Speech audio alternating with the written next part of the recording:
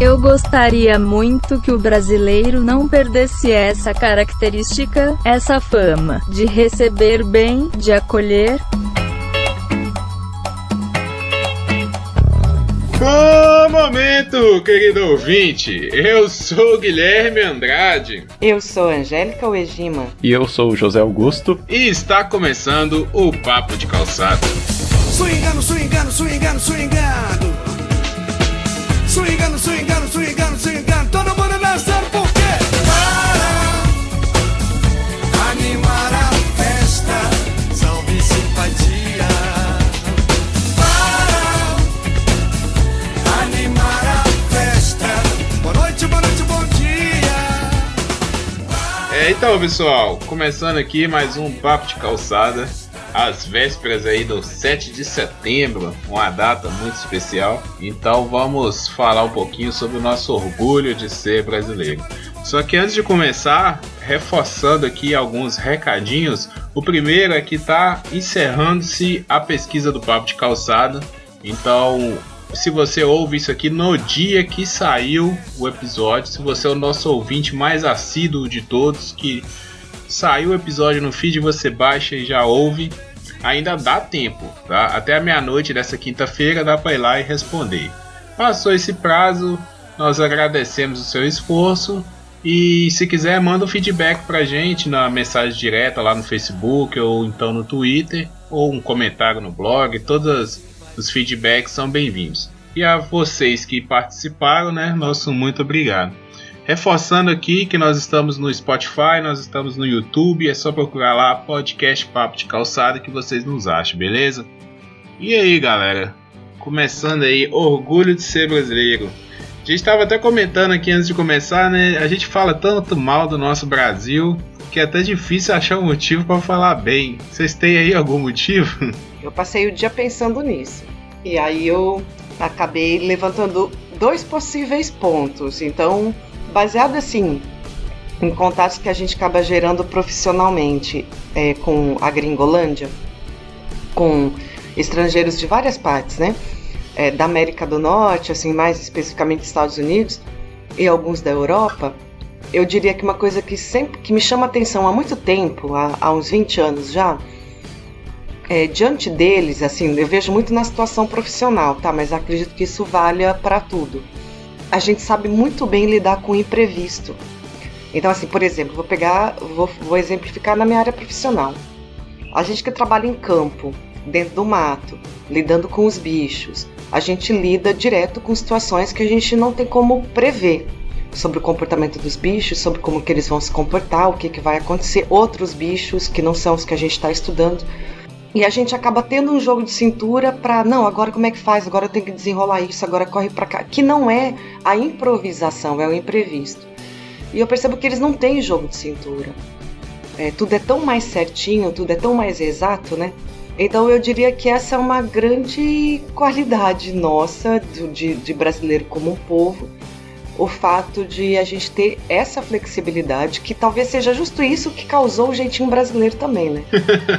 É verdade. Mas eu vejo que a gente tem essa flexibilidade, a gente sabe lidar com o imprevisto.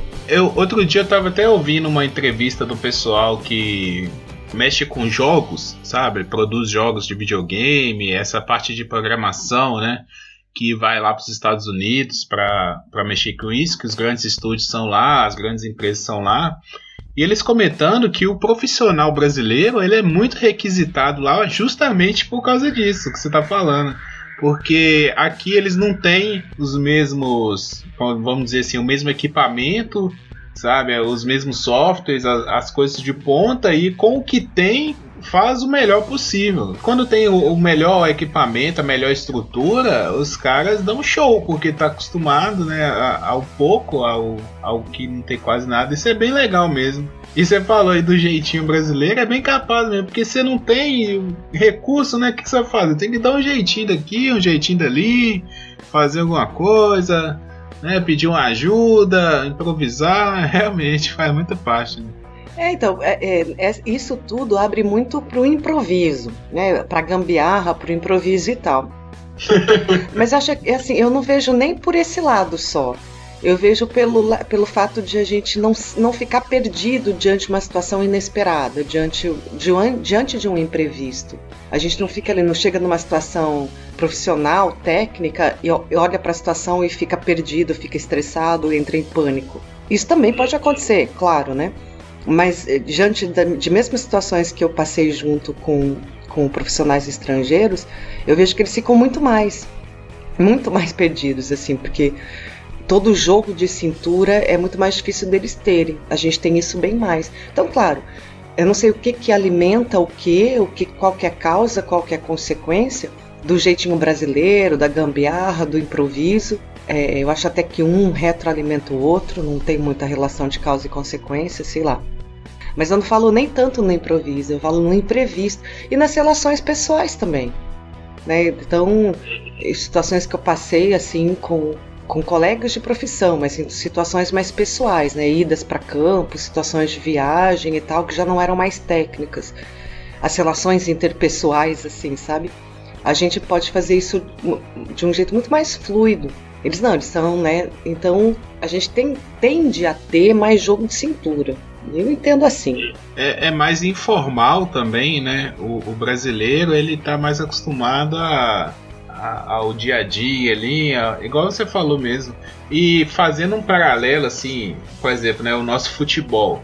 O nosso futebol, ele sempre foi muito reconhecido pelo drible, né? Pelo improviso ali dentro de campo, por jogadas que às vezes o adversário não esperava e o jogador brasileiro sempre dá um jeito, um cruzamento, uma bola debaixo das pernas, um drible do Garrincha, a vida inteira, né? Todo o nosso futebol, ele sempre foi baseado nisso, né? Não tão tático, não, e os europeus, por outro lado, até nós estávamos vendo na Copa do Mundo, né? Eles são sempre dedicados taticamente, aquela proposta que o técnico coloca, é aquilo ali que vai. E o nosso futebol não, o cara tem a tática, mas se chegar num momento de desespero, que assim, nós temos que ganhar, sempre tem um ou dois jogadores ali na frente, no ataque, que vão saber, né, improvisar, buscar um lance inesperado. E até na música também, às vezes, muitos instrumentistas assim, que tem essa facilidade, né? Até eu lembro de uma vez no show do Seu Jorge, ele comentando que no Brasil existe um fenômeno muito de multi-instrumentista. Às vezes o cara toca um trompete, toca um instrumento de percussão, um instrumento de cordas. Assim, é a facilidade de lidar com várias coisas diferentes, né? Isso eu acho bem legal também. Então, essa do futebol eu lembro que na época da Copa do Mundo eu falava muito no nosso grupo do WhatsApp que futebol feio, pois a Inglaterra tem futebol feio, não sei quem tem futebol feio. Era tudo isso que eu tava querendo dizer, né? Fica aquela coisa excessivamente técnica e agora não se trata de querer o futebol arte, mas querer cadê o efeito surpresa, que não é tão ensaiado, que não é tão técnico, que é oportunista, né? E aí, em se tratando de futebol, o oportunismo ele tem que ter know-how técnico, mas ele tem que ter esse olhar do improviso, né? Do imprevisto, da surpresa. Então eu gostei da comparação porque acho que é bem por aí. Não te elimina a questão técnica, a questão da preparação, do estudo musical, do estudo das técnicas e qualidades de talentos do futebol, da mesma maneira do pensamento científico, né, que é meu caso. Mas ao mesmo tempo você tem que trabalhar com uma outra habilidade do cérebro, né, uma outra habilidade do comportamento, que é mais subjetivo e que envolve mais um talento, às vezes, específico para aquela área, mas que vem do nosso dia a dia, né? Acabou a luz, né? Porque falta energia elétrica pra caramba, às vezes. Vamos lidar com isso, vamos lidar com aquilo. Caiu a internet, então a gente faz assim. Coisas que, fora daqui, em lugares mais desenvolvidos, acho que são inimagináveis, né? E se transforma num caos a vida da pessoa, acaba o dia. Eu vejo isso como na verdade, foi a primeira coisa que eu pensei. Porque isso tá meio fazendo parte de uma discussão recente aí, né, do pessoal. da nação que teve na Inglaterra no passado, agora o nosso mestre que está no Japão. Então faz parte dessa discussão mais recente, nesse meu contato com a Alemanha, né? Então era a qualidade do brasileiro que eu tava mais à flor da pele, assim, né? Não, eu só ia falar que justamente, né, tipo assim, como eu acho que esses países, sei lá, por exemplo, o próprio Japão, né, tipo assim, a gente tem uma imagem dele que é uma coisa muito levada à tradição, sabe? Tipo assim, eles dão uma importância muito a seguir certos padrões. Então, eu acho que é difícil para uma pessoa de fora, assim, se imaginar fazendo algo fora de um roteiro, sabe? Coisa que aqui no Brasil a gente já tem mais uma... Já tá mais acostumado a viver, tipo assim, como diz, no improviso mesmo. E assim, engraçado que muitas comidas, por exemplo, surgem desse improviso, sabe? Não tem feijão, aí você faz, sei lá, um purê de batata, sabe? Você sempre tem alguma coisa, acabou o arroz, faz um macarrão, sabe? Sempre inventa, assim, principalmente quem cozinha, né? E aí, até que eu queria já puxar uma outra coisa que eu acho que vale muito, assim, que eu tenho orgulho do Brasil, que é a questão da pluralidade cultural do nosso país, sabe? Porque, assim, você tem N culturas dentro do Brasil, e de várias regiões, e dentro das regiões você tem culturas diferentes, sabe? Por exemplo, outro dia a gente estava conversando lá no grupo, a Renata falando sobre Minas Gerais e tal. Aí ela falou, do sotaque mineiro, não sei o que eu acho engraçado, acho legal e tudo divertido. Mas assim, eu tava comentando, né, que o próprio Minas Gerais, existem várias Minas Gerais, sabe? Existe o sul de Minas, existe o Triângulo Mineiro, o norte, o centro. Então assim, e cada região tem a sua peculiaridade, sabe? O sotaque nunca é igual, o jeito da comida é diferente. Então, assim, dentro de um estado a gente tem uma coisa tão plural. Dentro do Brasil, então, né, que você tem vários estados, várias regiões, várias culturas misturadas. Isso é uma coisa que eu acho muito legal. Isso fazia parte do segundo ponto que eu levantei, que eu falei, eu tenho 2 pontos, e um deles pode ser que não seja tão bom assim, mas é porque eu pensei numa coisa parecida com o que você falou. Que eu acho muito bacana o fato do Brasil ser um país mestiço, né? Eu tenho uma sensação muito boa, e talvez isso seja um orgulho, dessa mestiçagem que a gente tem aqui no nosso território, que a gente tem no nosso povo. Então a gente vê muitas etnias, nativas do continente ou não, convivendo no mesmo espaço, relacionada à culinária, relacionada à religiosidade, relacionada a formas de comportamento. Isso no Brasil eu acho sensacional, né? E você é de Minas, eu sou de fato do Paraná, e no Paraná é a mesma coisa, né? O Paraná tem a região sul do Paraná, que tem uma influência ucraniana muito forte, aí você vai mais para leste, Curitiba tem uma influência mais alemã e polonesa. Aí você vai para o norte do Paraná, a influência é muito recente, né? Minha cidade é mais nova que a minha avó, tem menos de 90 anos. Então tem uma influência muito grande já dos italianos, que já eram colonos nos estados de São Paulo e Minas Gerais. Então o estado do Paraná, que é bem menor que o estado de Minas, tem essa diversidade toda graças a essa mestiçagem também, né? Até a influência indígena no estado do Paraná exerceu uma influência no oeste, onde ficam as Cataratas do Iguaçu, outra no norte, outra lá no litoral, na região de Curitiba também. Então eu ia puxar isso mesmo, ia puxar a nossa questão da mestiçagem. E o mais bacana, apesar de aparentemente a gente estar vindo numa onda crescente de intolerâncias no geral, de modo geral, todos esses povos conviveram muito bem, a despeito do racismo, e especificamente o racismo contra os negros, mas de uma maneira geral a gente vê uma boa convivência, pelo menos comparada com tantas coisas que tem lá fora, né? Ondas de violência mesmo, assim. E por isso que eu falei, o meu segundo ponto talvez ele seja um pouquinho polêmico, porque a gente está vendo essa onda de intolerância crescer, e porque os afrodescendentes mesmo, em paz mesmo, eles nunca conseguiram ficar, né? Então talvez esse seja polêmico, mas eu destaco a nossa mestiçagem e assim, de uma maneira geral, a gente consegue viver em paz e bem com toda essa mistura. Eu acho que uma coisa legal é que no fundo todo mundo é brasileiro. Porque assim, comparando com o que eu... Não é que eu não conheço, nunca fui nos Estados Unidos. Mas o que eu vejo assim das pessoas que já estiveram lá, ou mesmo de filmes, é que lá existe muito aquela coisa, a comunidade italiana, a comunidade porto-riquenha, a comunidade brasileira, sabe? A comunidade japonesa, chinesa. Assim, quem imigra para aquele lugar, ele não se mistura. Mesmo os filhos deles não são assim, não se veem como estadunidense, sabe? Não se vê como norte-americano, ele se vê como um imigrante mesmo, sabe?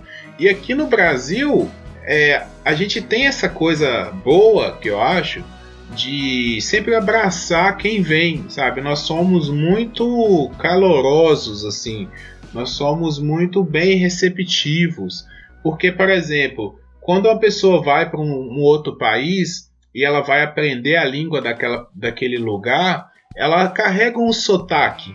E assim, conhecendo gente que já foi para lá, para os Estados Unidos, existe sim um preconceito. Só de a pessoa te ouvir falar e saber que você não é dali, você já sofre uma coisa assim, esse cara não é daqui e tal. Já cria uma barreira ali.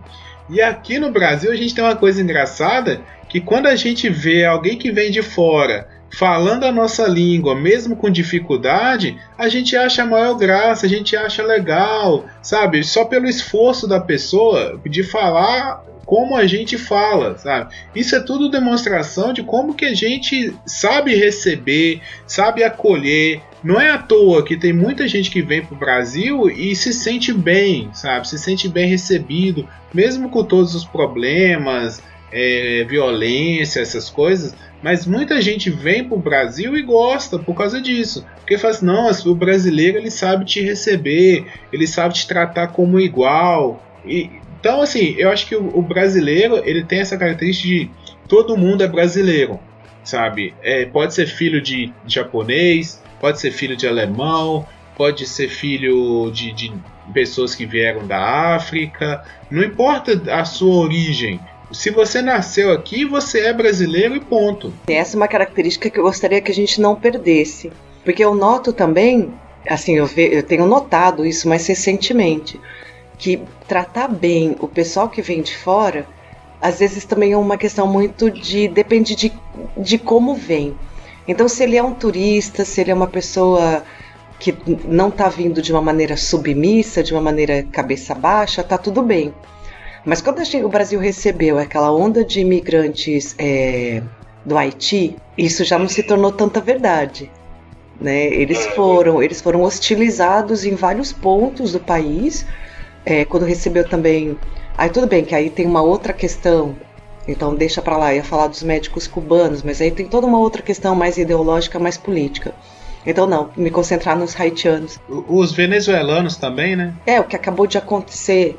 Né, assim, não quero questionar o fato de eles terem sido pedidos para se retirarem porque a cidade, a região não teria condições de receber, mas a forma com que aquilo foi feito, tratado, rechaçado e tal, né? Falo mais sobre a forma, não vou querer discutir essa questão. Mas então eu percebo assim, o turista ele é tratado de um jeito, os refugiados, aqueles que estão realmente imigrando, que foi o que os nossos avós, às vezes bisavós fizeram, eles já são tratados de outra maneira, né? Eles estão expatriados de alguma forma e estão tendo que começar do zero aqui, em grandes grupos às vezes, né? Então uma coisa é receber um turista, ou aquela coisa, né? Falando uma linguagem mais popular, o gringo que se encantou pelo Brasil e quer morar aqui, mas ele não vem de uma maneira submissa. Agora, outra coisa é tratar esse pessoal que está vindo como trabalhador braçal, que está vindo de uma situação mais de estar refugiado mesmo. Então, eu gostaria muito que o brasileiro não perdesse essa característica, sabe, de não perdesse essa fama, vamos dizer assim, de receber bem, de acolher, porque não acolher só turista não tem... Qual é a graça? Voltando um pouquinho no que o Guilherme falou também, da questão de identidade, sabe? Eu acho que por exemplo, o próprio tema, sei lá, orgulho de ser brasileiro, ele é alguma coisa bem interessante a gente conversar, porque se você vê, eu não sei, não tenho dados exatos, né, pra afirmar isso, mas você não vê justamente um orgulho de ser brasileiro, sabe? Tipo assim, isso eu nem tô falando de uma noção patriota, tipo assim, porque a noção de patriotismo que a gente tem aqui é uma noção meio singular, sabe? Ela é meio estranha, porque ao mesmo tempo que você tem aquela síndrome de vira-lata, porque, sei lá, você vai tratar coisas... isso ilustra também bastante que a Angélica estava falando, porque quando você vê coisas vindas, sei lá, de primeiro mundo, país de França... você está falando mesmo, dos imigrantes que são bem aceitos aqui. Eles são, em suma, imigrantes de país de primeiro mundo ou aqueles que possuem mais bem aquisitivos.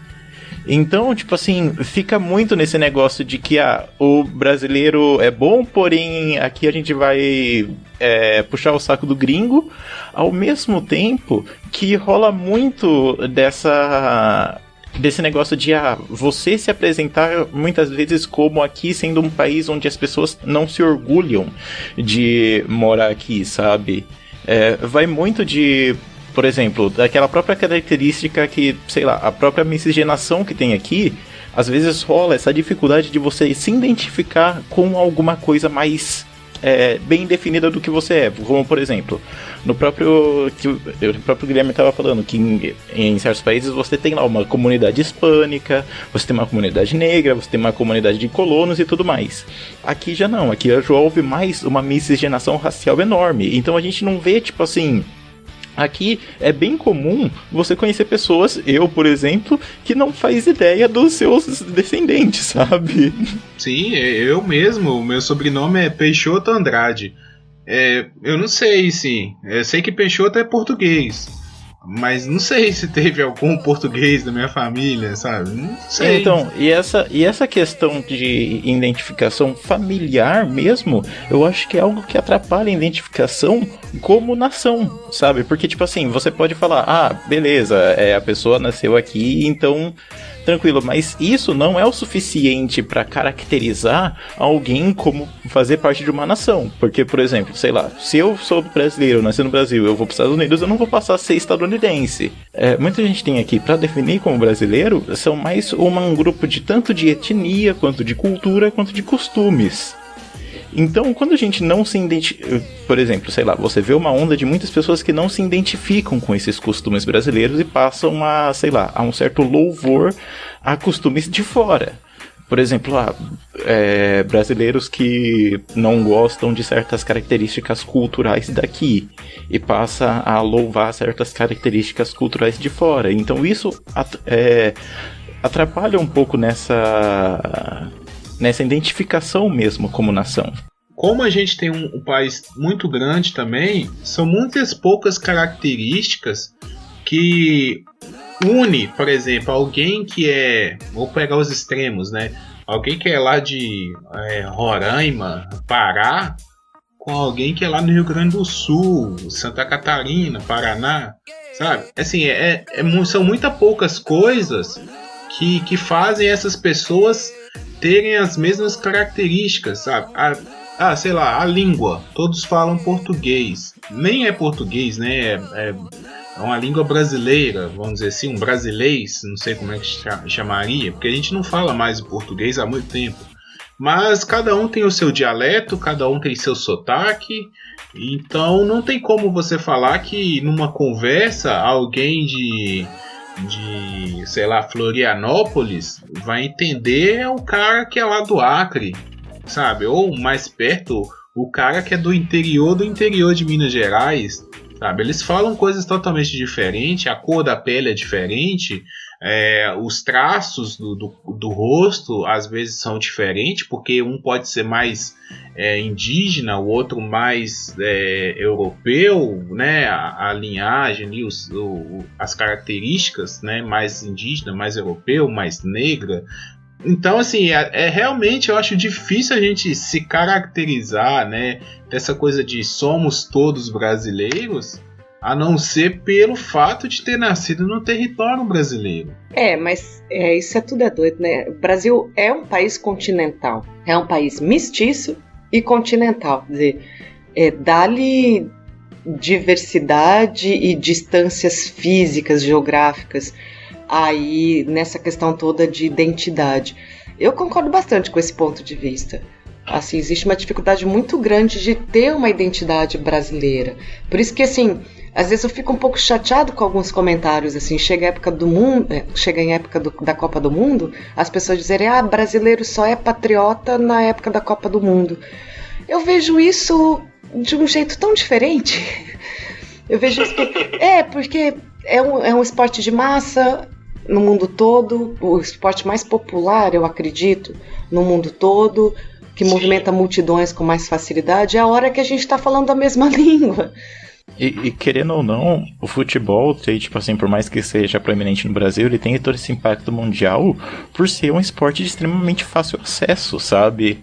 Você não precisa, sei lá, ter dinheiro, ser associado a algum clube ou qualquer coisa assim pra poder jogar futebol, né?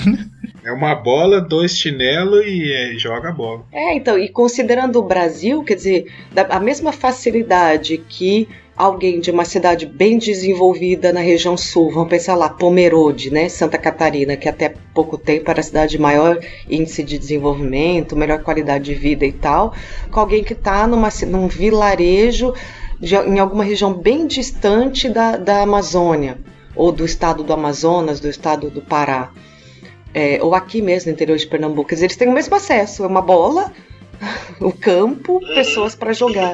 Então eu fico meio chateada com esse comentário de que brasileiro só é patriota na hora da Copa do Mundo, porque ao mesmo tempo eu não gosto de puxar discussão, né? Eu sou uma pessoa que não fica puxando polêmica. Mas eu fico me perguntando, você queria que o brasileiro fosse patriota que horas? Que momento? Me dá um exemplo. Entendeu? Porque na hora que o brasileiro foi tentar ser patriota em 2013, deu aquele monte de porcaria que a gente paga o pato até hoje. Então você quer o quê? Vamos ser patriota na hora do futebol, a gente tá falando a mesma língua. Porque o que mais une o brasileiro, como o Zé falou, não é carnaval, gente. Desculpa, não é carnaval.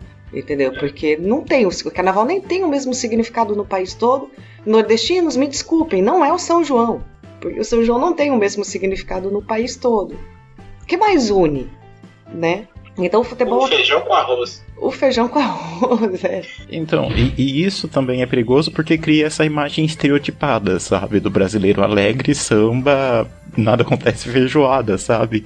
Então, tipo assim, às vezes quando você tá falando justamente desse negócio que a Joy acabou de falar, de brasileiro só é patriota na Copa. Tipo assim, isso daí eu acho que é uma ideia muito nacionalista, sabe? De que, sei lá, às vezes, porque você tá esperando das pessoas que coloquem bandeira do Brasil na frente da casa, sabe? Que passe a... Tipo assim, a pessoa tem uma visão muito americanizada, sabe? Do que é ser nacionalista, que é aquele negócio você falar, eu tenho orgulho do meu país, não sei lá o que e tal. Porque, tipo assim, por que eu discordo dessa ideia mais, tipo assim, que você tem que ter orgulho de ser patriota, você tem que ser nacionalista e tudo mais? Porque se você for ver, tudo que vai unir isso, por exemplo, aqui no Brasil mesmo, você não tem justamente isso que eu tava falando, dessa identidade, sabe? De que, não, eu sou brasileiro acima de tudo. Ao mesmo tempo que você tem a característica aqui de brasileiro, muitas pessoas vão puxar, eu sou descendente de família italiana, ou então, eu sou descendente de japonês. Aqui a gente vê isso bem marcado, sabe? Principalmente, por exemplo, eu vou citar aqui de onde eu vivo, né? Que é Sorocaba. Sorocaba teve uma forte imigração japonesa pra cá. Então, tipo assim, é comum você andar pelo centro da cidade e ver vários comércios de pessoas falando japonês. Tal. E tipo assim, você vê que tal pessoa, como que ela vai se identificar? Ela, tipo assim, dificilmente ela vai ter aquela característica patriota brasileira que a gente tá falando. Então, tipo assim, é muito perigoso você cobrar do país inteiro uma mesma noção de unidade, sabe? Apagando as diferenças dos povos. Como vocês acabaram de falar aí, o Brasil é um país gigante. Não tem como você esperar que todo mundo se comporte da mesma forma em relação à sua pátria, sabe? Voltando a comparar, né, já que você citou os Estados Unidos novamente, que os Estados Unidos é um país muito patriota, ou pelo menos essa é a imagem que eles mostram para o mundo. Os Estados Unidos praticamente foram colonizados por um único país. Lógico, teve uma influência ali dos franceses e tal, mas a grande massa foi inglesa. colonização inglesa. E assim, ingleses que foram para lá com o mesmo ideal ainda, né? Além de tudo, além de ser só os ingleses, foram ingleses com o mesmo ideal. Aqui no Brasil, a gente teve colonização portuguesa, espanhola, holandesa, né? Inglesa também, franceses. E sim, vários países vieram em pontos distintos do nosso país. Então no sul você tem uma colonização, na Rio de Janeiro, São Paulo você tem outra, no Nordeste você tem outra, mais lá Maranhão você tem outra. Então assim, isso também vamos dizer, não deixa ficar unido, né? Não é o mesmo objetivo. Alguns vieram para cá para morar, outros vieram para cultivar e exportar, outros vieram só para estratificar. Então assim, não tem uma unidade de objetivos na colonização. Consequentemente, esse país vai sendo formado diferente. Então assim, se no Nordeste nós temos uma realidade hoje, não sou professor de geografia e história, o Bruno poderia estar aqui para explicar mais sobre isso, mas eu acredito que seja pelo tipo de colonização que teve ali. Se no Sul nós temos uma coisa mais desenvolvida, foi pela colonização que teve ali. Se o Rio de Janeiro e São Paulo são os centros do nosso país economicamente, né, midiático, um centro relativo ali, é por causa da colonização que houve ali. Então isso também acho que atrapalha esse sentimento de nacionalidade e cria, aí eu já vou pegar um outro ponto aqui, que é um sentimento mais de regionalismo. Porque, por exemplo, eu me identifico muito mais como mineiro do que como brasileiro, sabe? Eu me vejo muito mais em comum com as pessoas que moram, que nasceram, que cresceram no meu estado, do que com as pessoas que nasceram em outros lugares. Então eu namoro com a Mariana é baiana, e direto nós temos conflitos culturais, de tipo, eu gosto de tal comida e ela não gosta, ela detesta, e tem comida que ela gosta que eu não gosto, sabe? Tem nomes que ela fala que eu não falo. Então, assim, existe essa divergência, sabe, de identidade. Então, eu acredito mais nisso, numa identidade regional do que nacional. E aí eu quero fazer um comentário sobre uma coisa que o Zé falou, que, nossa, que é isso também, que faz parte da minha discussão. O que é ser patriota, o que é ser nacionalista? As pessoas estão cobrando um patriotismo baseado numa ideia de nacionalismo. E o nacionalismo que eu entendo, olha, veja bem, é meu ponto de vista pessoal, ele é uma coisa fanática, né? É o meu país acima de tudo, a minha nação acima de tudo, não interessa as outras, né? E eu acho que o patriota, eu acho que era para ser um outro sentimento, né? Um sentimento de gostar, amar o chão que pisa e lutar por ele, lutar assim, né? Falar, não, vamos fazer daqui um lugar melhor, vamos fazer parcerias e fazer disso aqui um lugar melhor. Agora o nacionalismo parece preocupante. Não, é que eu ia falar que o patriota, eu acho que entra muito mais nesse negócio de você se identificar, sabe, como brasileiro. Então, e isso que a gente tá falando aqui é justamente, rola mais uma facilidade de se identificar com características locais da região do que o Brasil, que é um país de dimensões continentais, né? Tipo assim, se você for ver, sei lá, isso rola muito também por causa dos tipos de colonização que a gente teve. A gente teve certas pessoas que vieram aqui, montaram comunidades mais fechadas, vamos dizer assim, tanto que se você for para certos lugares do sul, você vai ver cidades que são tipicamente de colônias alemãs e francesas e tudo mais, e certos outros tipos de pessoas que chegaram aqui e meio que sobreviveram na base do cunhadismo, sabe? Que foi essa mistura justamente de raças, de portugueses com africanos, com índios e, sei lá, de N formas que aconteceram, sabe? Seja de forma violenta e agressiva ou forma pacífica.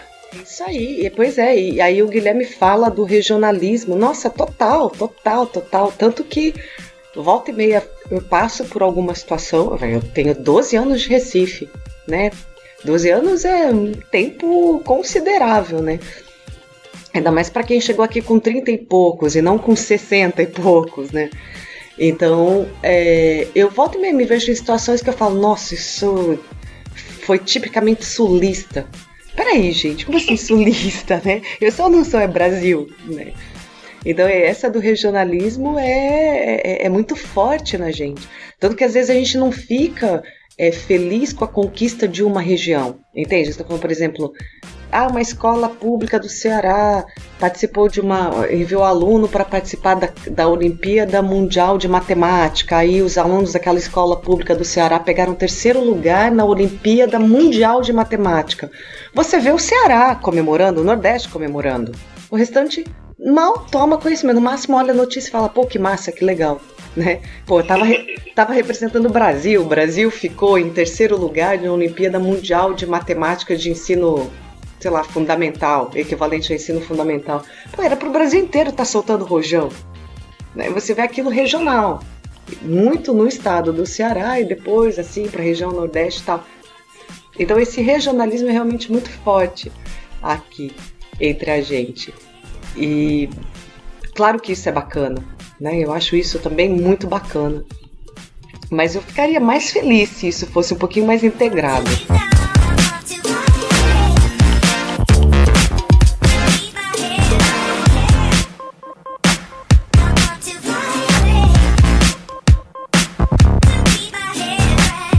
Zé, tem algum motivo de orgulho aí? Eu não consegui pensar em nada, sabe? Tipo assim, nada que vocês já não falaram, né? Que justamente eu acho que ao mesmo tempo toda essa pluralidade cultural que a gente tem é algo que, tipo assim, nos forneceu coisas incríveis no meio artístico, sabe? Se você vê, tipo assim, a própria Angélica estava falando aqui de produção musical, né? Vocês estavam comentando isso.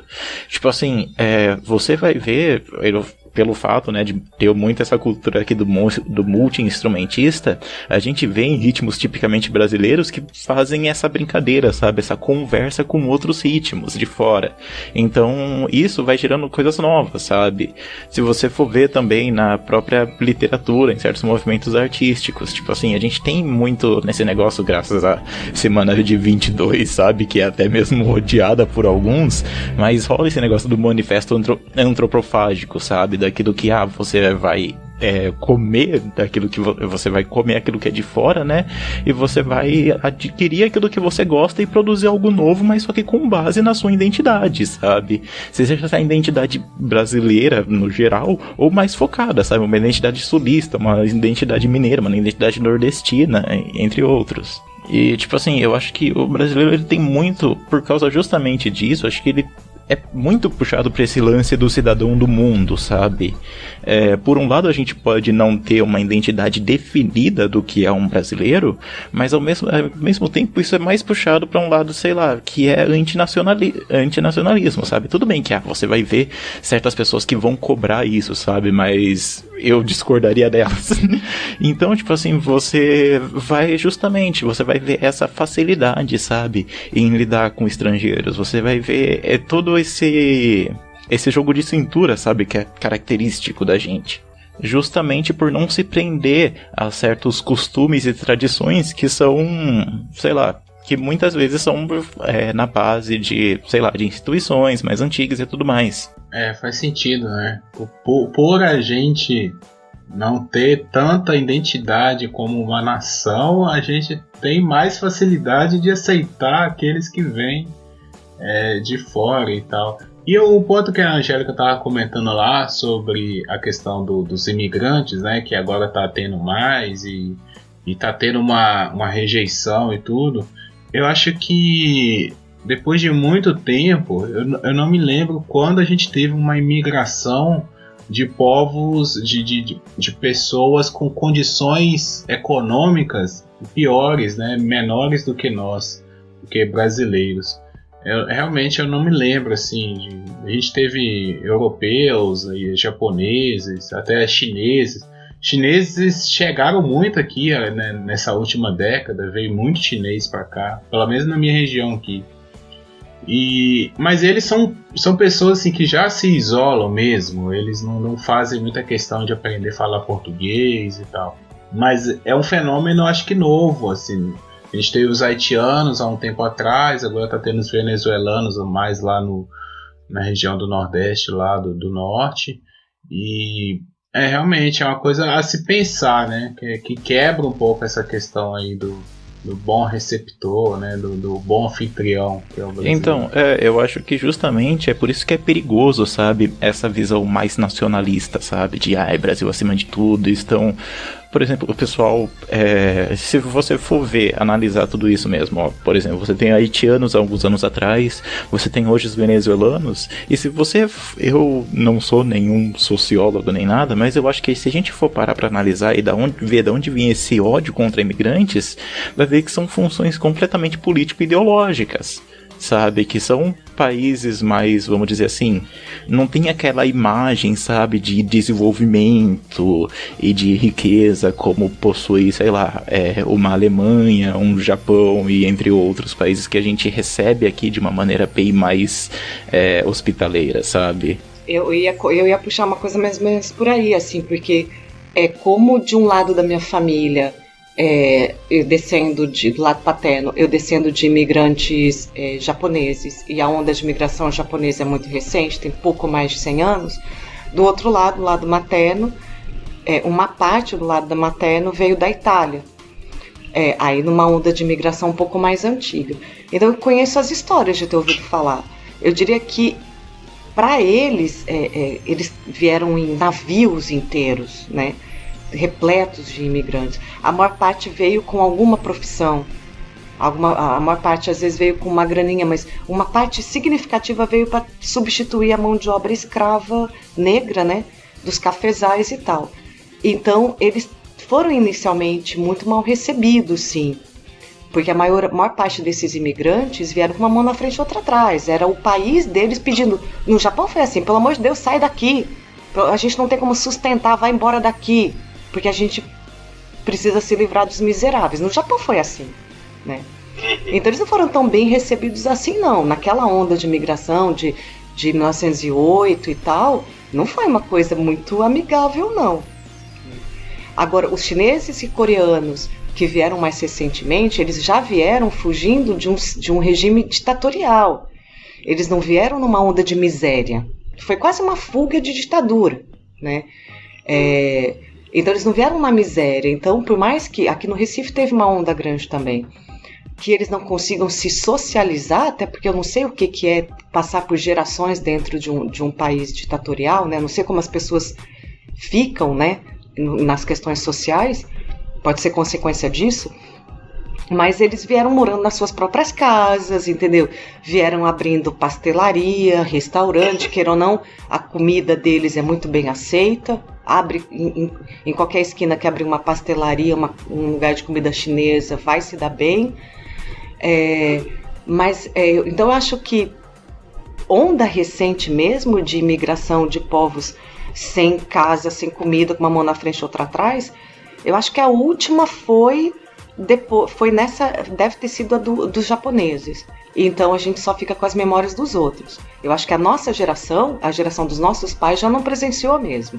E a gente poderia presenciar isso agora. Eu acredito que ainda há um agravante nessa situação, que é a crise econômica do país, sabe? Porque além de a gente estar passando por talvez a maior crise da nossa história, a população hoje em dia ela é muito maior do que na época, ou seja, tem muito mais desempregado, tem menos espaço, as cidades já estão cheias, então assim, que chega ao fenômeno de se expulsar, sabe? É nesse ponto que eu tô falando, porque antes, por mais que tenham sido mal recebidos, essas pessoas que vieram sem nada, né, com a mão na frente e outra atrás, por mais que tenham sido mal recebidos, elas ainda conseguiram se estabelecer. Agora a gente está tendo esse fenômeno de não se querer receber, sabe, de botar para fora mesmo. Não venha, não queremos vocês não são bem-vindos, não venham, sabe? Então tem até uma questão aí também social, econômica, que está mais agravada, acredito, pelo momento do país. Tem essa influência total, sim, tem essa influência muito grande de estar tudo cheio. E onde não está cheio, que é igual aconteceu agora lá em Roraima, onde não está cheio não tem estrutura para receber as pessoas. né? Então, a realidade mesmo do começo do século XX, que eu posso estar enganada, se eu estiver enganada, gostaria que algum ouvinte, alguém me corrigisse, mas eu acho que foi mesmo a última grande onda de imigração comparado a refugiados, né, de sociais ou políticos, deve ter sido em 1908 com os japoneses. Vários vieram depois, eu digo, mas grandes ondas deve ter sido essa. Então a gente tem, além de tudo, o fato de Venezuela ser um país vizinho, pegar a Venezuela como exemplo, ser um país vizinho, e dentro da cabeça de muita gente isso representa ameaça. Sei lá, vai que dá na cabeça do Maduro invadir o Brasil, nossa, né? Entende? Então que potencial, né, que ele tem para isso. Mas na cabeça das pessoas eu não sei como que as coisas vão funcionar. Então acho que tem essa questão hoje mesmo de representar uma crise no Brasil e, queira ou não, eu acho que nessas grandes ondas de imigração italiana, alemã, polonesa, japonesa, eu acho que o Brasil estava preparado, tinha se preparado para isso. Estava precisando de trabalhador rural, estava precisando expandir cidades. Por exemplo, a grande onda de imigração japonesa foi em 1908. A minha cidade, Londrina, foi fundada em 1934. E não é uma cidade que ela desmembrou de outro. Não, ela foi fundada em 1934. Então, até meados do século XX, tinha muito espaço para abrir no Brasil ainda. Precisava de gente, né? Então, acho que o contexto do momento ele é realmente muito mais hostil. E é por isso que a gente tem que ser mais racional, né, minha gente? Então, enquanto a gente precisou, estava tudo bem. Agora que não é mais só a gente que precisa, agora a gente vai rechaçar esse povo, tratar mal, gritar com eles na rua. Gente, tem filmagem de haitiano como frentista em pós de gasolina em alguma região no sul, talvez Santa Catarina, se não me engano. As pessoas passando e xingando, volta pro seu país. O cara estava trabalhando, se você quer que ele vá embora, então vai você assumir a bomba do combustível. Porque alguém tem que fazer aquilo, alguém tem que trabalhar, alguém tem que, né? É engraçado isso, porque a gente, eu aqui na minha cidade, que tem uma fama nacional, quiçá mundial, de ter muito imigrante para os Estados Unidos, né? Muito imigrante ilegal que vai para os Estados Unidos. Se não é daqui, passa por aqui para ir para lá. A gente passou por isso, sabe? Uma vez fomos nós que fomos para um país melhor, num estado melhor, numa economia melhor, se sujeitar a subempregos, né? Porque ninguém vai ilegal para os Estados Unidos para trabalhar em frente de loja, né? Para ter um escritório. A pessoa que vai ilegal, ela vai para lavar privada, ela vai para ficar lá fritando batata frita no McDonald's, sabe? Não é nem aquela pessoa que atende, é o que tá lá atrás fritando, queimado de gordura, é a faxineira, é o jardineiro, o carpinteiro. Então são todas mãos de obras que o americano não quer, né? E aqui no Brasil a gente tá passando por isso também. Na minha região não chegou haitianos, eu acredito que eles estejam indo mais pro sul mesmo, para São Paulo.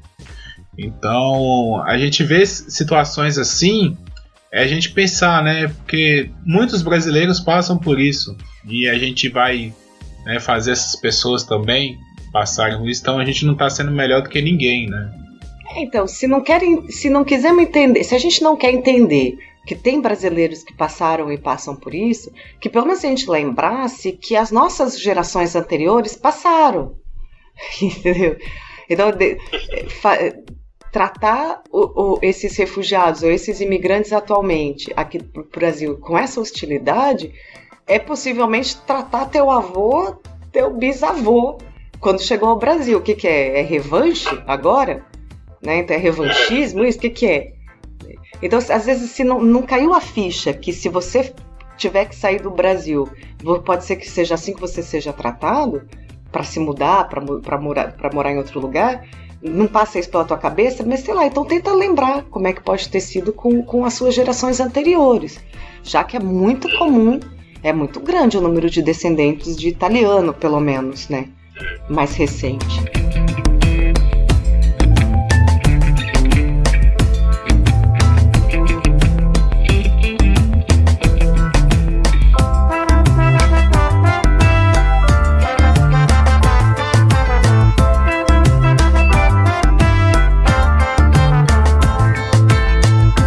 Aqui tem muito esse, sei lá, você vê as próprias, por exemplo, por um lado que você vê, né, das pessoas, essa característica, é muito difícil entender a mentalidade do patriota brasileiro, vamos colocar assim, porque por um lado você vê ele com essas características mais nacionalistas, de protecionismo, de esse negócio de, meu Brasil, ame ou deixo, e essas coisas. Por outro lado, você vai ver, tipo assim, ele mesmo reduzindo os seus costumes de uma maneira pífia, sabe? Como, sei lá, samba, futebol e carnaval, sabe? E seja isso pra bem ou seja isso pra mal. Eu acho que a gente conversando aqui, você falou uma frase boa aí, Brasil ame ou deixa, né? Eu acho que pra gente ter um sentimento de brasileiro mesmo, precisa de um inimigo comum, sabe? Precisa de um... Sim. Aquela coisa assim que vai formar o Megazord, sabe? Por quê? Porque você vê, justamente nesses momentos de instabilidade é que você vê mais essa chamada, sabe? De, você honrar seu país, e você vestir a bandeira e essas coisas, sabe? O que por si só já demonstra uma certa fragilidade nessa identificação, sabe? Porque até, por exemplo, questão de guerra, né? Que é uma coisa muito boa para se unir um país. Que ali você tem claramente um inimigo que tá te ameaçando e tal. O Brasil não entra em guerra, né? Acho que a guerra que o Brasil mais famosa do Brasil foi a Guerra do Paraguai. Então, assim, não tem nem isso, sabe? De por exemplo, franceses contra ingleses, alemães contra o resto da Europa, os russos, né? Aquela coisa, todo mundo querendo invadir a Rússia. Então, assim, o Brasil não tem muito isso. O que a gente tem é o futebol, né? A gente tem um Brasil e Argentina.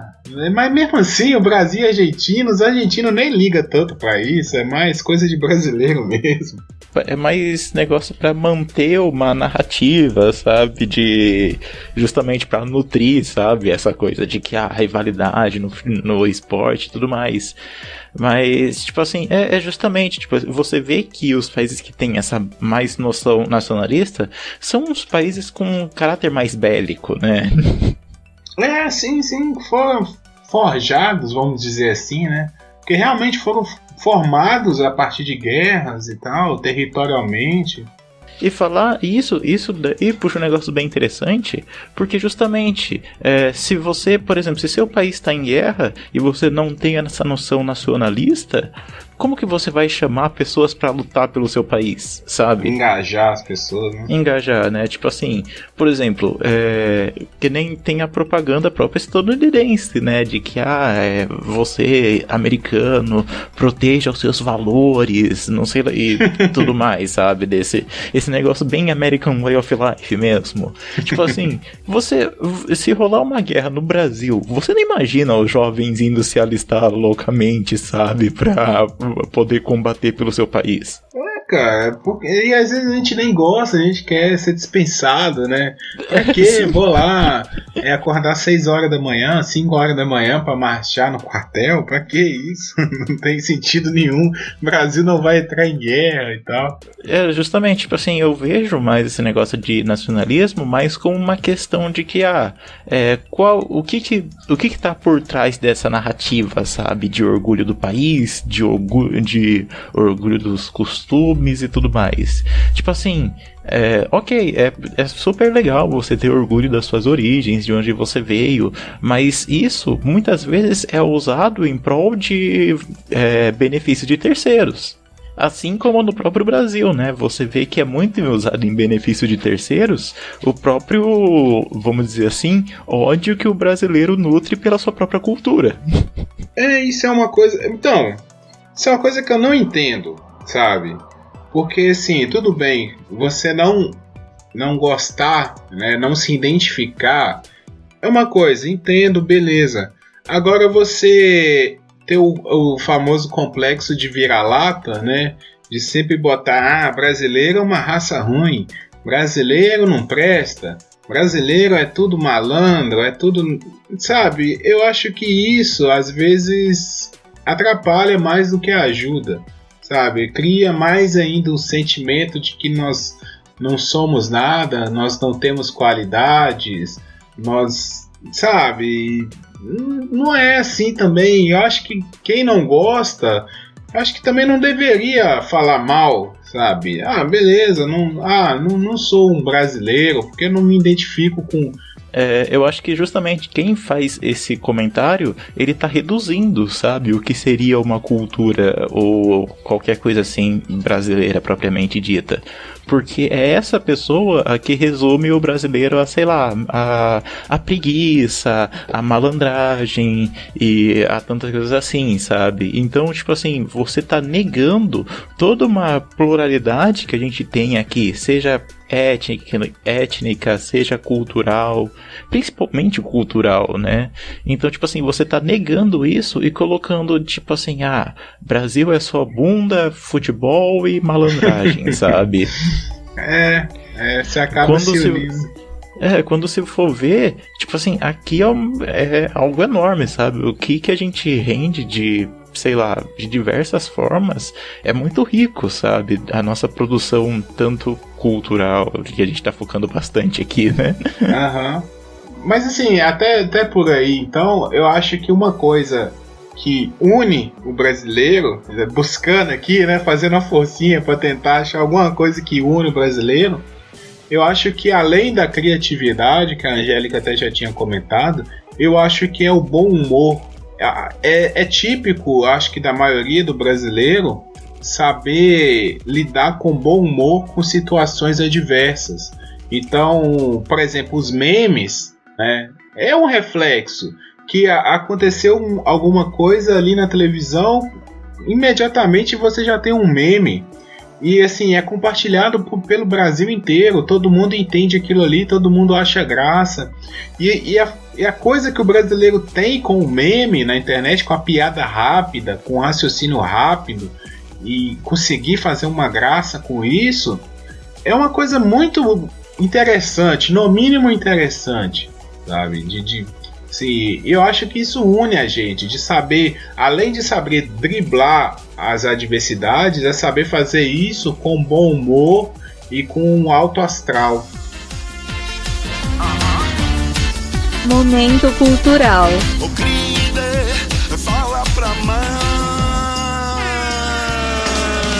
Bom, então, seguindo a minha dica cultural, falando em brasileiro, eu indico um filme alemão que eu soube recentemente que ficou bem famoso, que se tornou um clássico e tal, e eu fiquei me sentindo super importante, porque eu vi esse filme em 1999, sem indicação alguma no cinema, e aloprei. Trata-se do Corra Lola Corra. É um filme que até na época o Santander, o equivalente a Santander, não me lembro se já tinha sido comprado pelo grupo, fez uma propaganda plagiando o filme.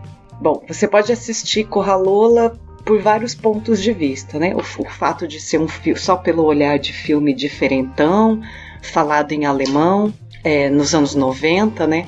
Então todo um cenário típico da época, real, para aquela época, não é cênico, ou analisar de vários pontos de vista, a utilização do tempo, como que a gente usa o tempo, o que o tempo significa, quais são as oportunidades que a gente tem ao longo de um dia, ao longo das semanas, ao longo do mês, da vida, para usar o tempo.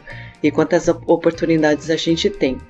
Isso é feito numa narrativa bem interessante, numa dinâmica muito boa e super vale a pena, gente. Eu revi esse filme recentemente e me vi de novo nessa discussão, na semana passada, assim. Então é por isso que vale essa minha indicação como dica cultural dessa semana.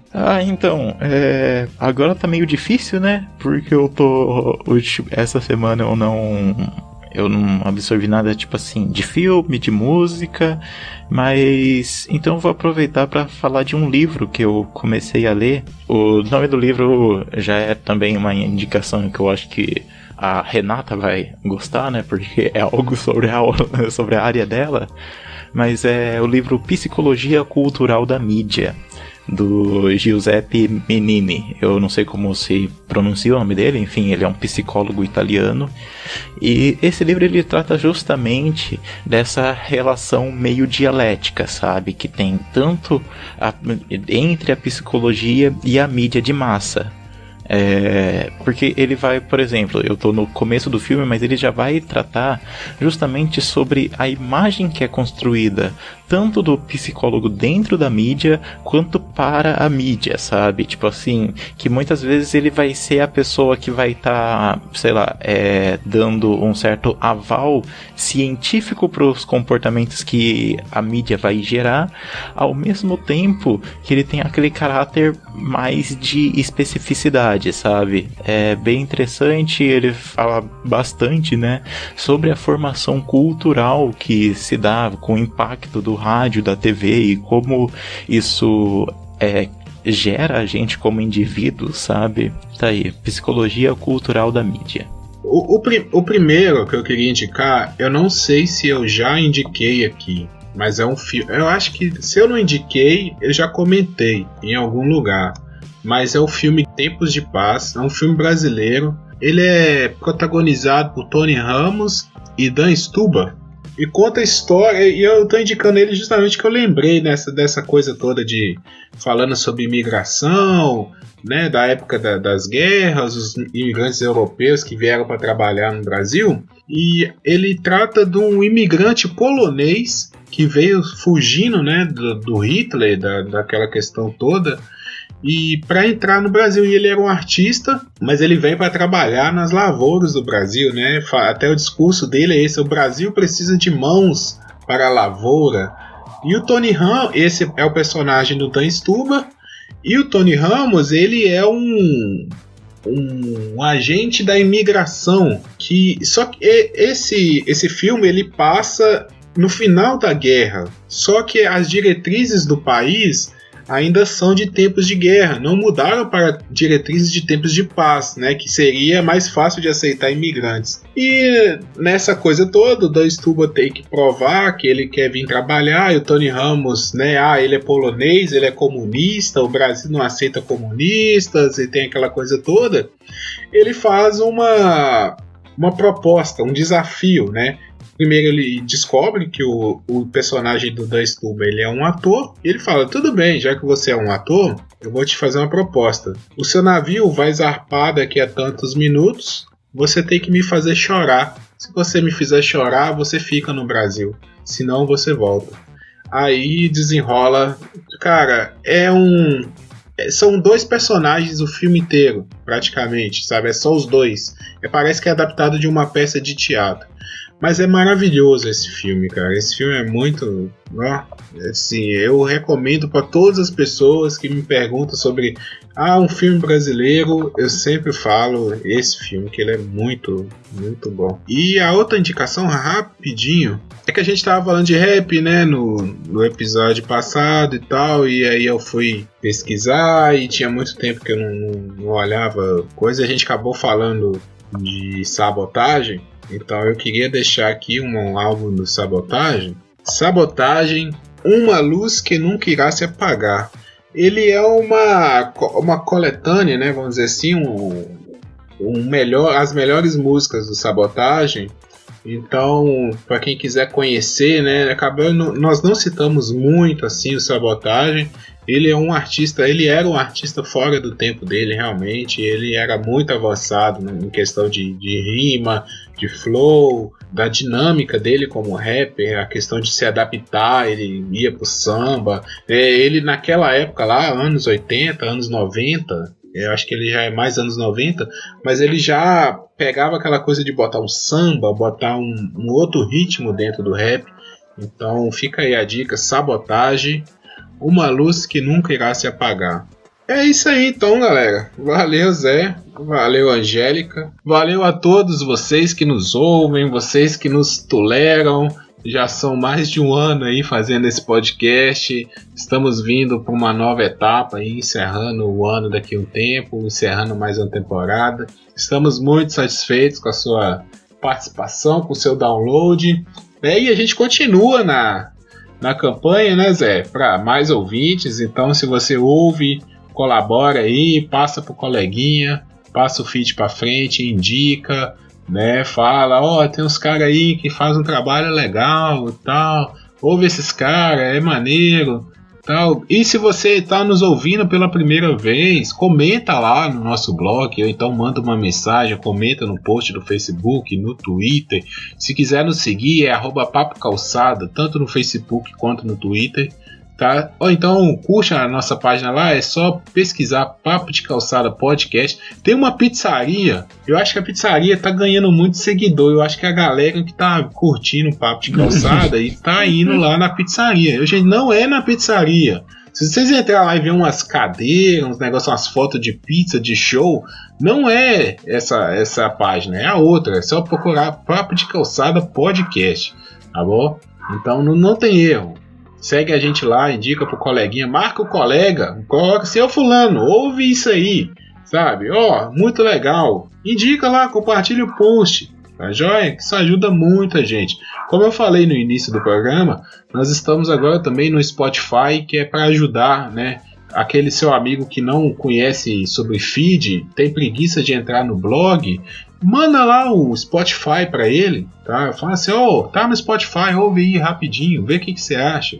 Depois ensina ele a usar o feed do podcast, porque eu acho que o Spotify não dá para assinar feed. E também estamos no YouTube, mais fácil ainda, é só acessar lá o nosso canal, Papo de Calçada Podcast, tem o linkzinho aí no post, tá joia?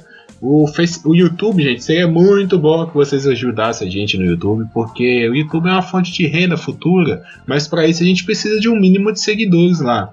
Então, curte a gente lá, mesmo que você não use o YouTube para ouvir Papo de Calçada ou para ouvir podcast, mesmo que você seja contra podcast no YouTube, vai lá e assina o nosso canal. É só isso, cara. É só dar um clique, seguir. Pronto, a gente só manda um vídeo por semana por enquanto, sabe? Daqui uns tempos a gente quer fazer umas lives, umas coisas assim, fazer o nosso programa aqui ao vivo, né? Então aí você já vai ter curtido, já vai estar por dentro da coisa, já vai estar acostumado.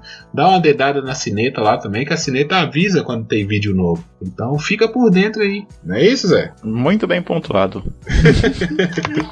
Pois é, galera. Então até a próxima semana. Tamo junto aí. Valeu. Valeu.